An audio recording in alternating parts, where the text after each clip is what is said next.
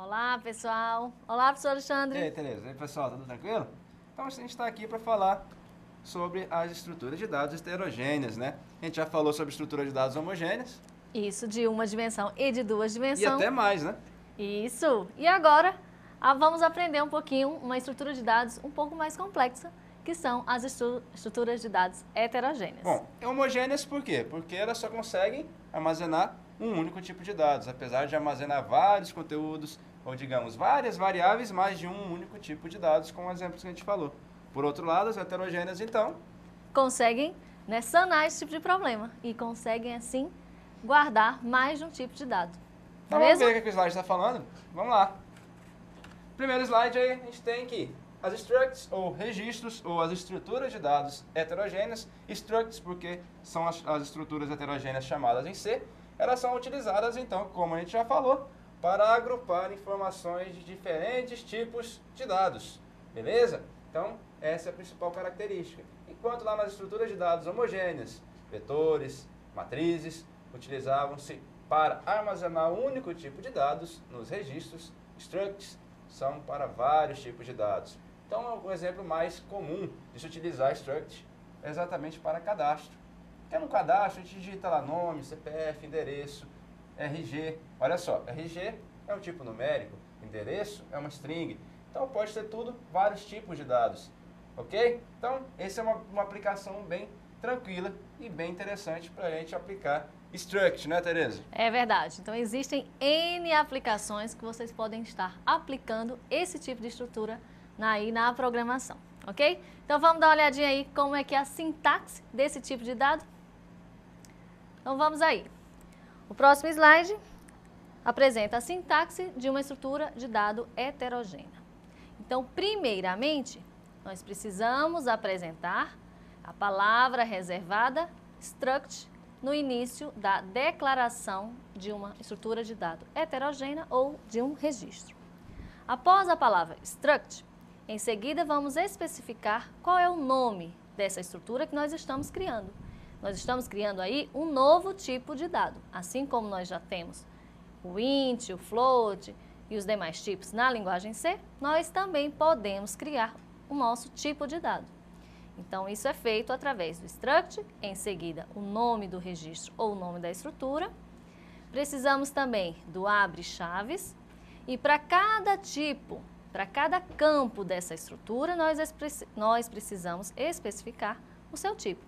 Então, nós temos o campo 1 com o seu respectivo tipo, campo 2 da mesma forma e assim por diante. Então, nesse registro, nessa estrutura, podem ter diversos campos, sempre relembrando com seu tipo. Isso é finalizado com o fecha-chaves e o ponto e vírgula.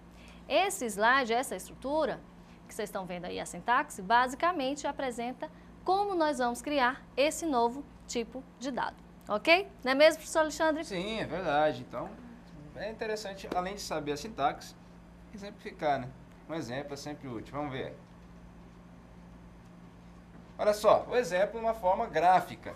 Então, a gente tem uma estrutura de dados heterogênea, um registro, chamado produto, ok? Produto é o nome que está em cima. E olha só os campos que nós temos, exatamente os campos que a Tereza acabou de falar que vai estar dentro da estrutura. Primeiro, um campo código com o número 233 armazenado, ou seja, do tipo inteiro. Na sequência, um nome. O nome, olha só, que armazena vários caracteres. Vários caracteres, na verdade, um vetor de caracteres. O que é, pessoal? Relembrando que o vetor de caracteres é uma string. Beleza. Na sequência, tem mais um campo de inteiro, que é quantidade. Depois, um campo de float, que é o valor da compra, e outro campo de float, que é o valor de venda. Então, dá para a gente imaginar essa struct, esse registro, de uma forma gráfica dele, para armazenar vários tipos de dados, com dados de naturezas diferentes. Ok? Beleza? E aí a gente tem uma observação. A seguinte observação é importante. A declaração do registro não cria ainda uma variável, apenas cria um novo tipo de dados. Pessoal, então quando a gente declara struct, a gente não cria uma variável. Está criando um novo tipo de dado, assim como inteiro, float, char. São tipos de dados. Então a gente está criando um tipo de dado. Só no momento que se declara uma variável daquele tipo de dados é que se cria uma variável. Então, quando se declara um struct, não se cria uma variável, ok? Se cria um novo tipo de dados. Isso é importante. E a gente tem, então, agora um exemplo. Vamos lá para o exemplo no dev. Então, pessoal, esse exemplo basicamente retrata tudo isso que nós estamos apresentando, né? Então, aqui no C nós temos o struct, com o produto, nós temos todos os campos que ele possui, o código, o nome com 50 caracteres, a quantidade, que é um tipo inteiro. Temos também mais dois campos, valor de compra e valor de venda, ambos do tipo float. Então, basicamente, toda essa parte do meu programa, ele é a definição desse novo tipo de dado. Na sequência, vamos baixar aqui no programa, nós temos a declaração da variável propriamente dita. Então, struct produto, nós estamos apresentando o tipo de dado e aqui sim, item é a variável propriamente dita. É com item que nós vamos acessar cada um dos campos desse novo tipo de dado. Então, esse programa, basicamente, nós vamos fazer a leitura, vamos armazenar cada informação que o usuário apresentar, usando ou fgets ou scanf, dependendo do tipo de dado que nós vamos fornecer, e vamos armazenar esses tipos de dados em cada um dos campos da nossa estrutura. Então, observem que nós temos aqui um fgets, o item, que é a nossa variável, nome é o campo, ou seja, o campo nome que pertence à minha estrutura item. Então, o usuário vai fornecer os dados, né, tanto do código, quantidade, valor de compra e valor de venda, e cada um desses valores serão armazenados nos seus respectivos campos da estrutura. Então, basicamente, são essas primeiras linhas do programa.